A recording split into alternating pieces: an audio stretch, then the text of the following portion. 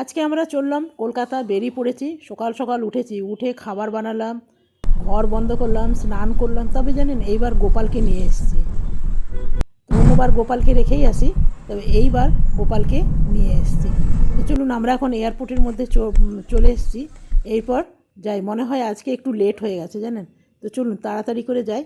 আমরা ফাইনালি এসে পৌঁছালাম, আর দৌড়াতে দৌড়াতে এসেছি জানেন।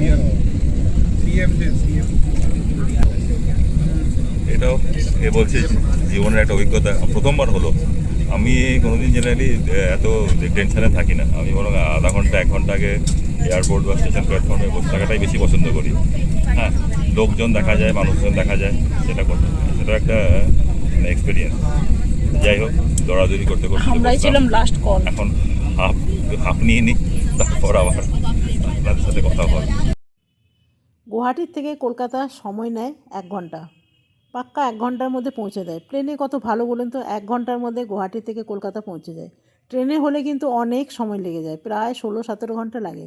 তবে আমরা আসারটা কিন্তু ট্রেনেই রেখেছি, ট্রেনে আসবো না। তো আমরা এখন কলকাতা পৌঁছে গেলাম, আর বাকিটুকু আপনারা বড় ভিডিওতে অবশ্যই দেখে নেবেন, কেন ছোট ভিডিওতে সবসময় সম্ভব হয় না। আর কি স্পিডে দৌড়াচ্ছে দেখুন, রাস্তাটাই দেখা যাচ্ছে না, সবাই জিনিস নামাতে ব্যস্ত।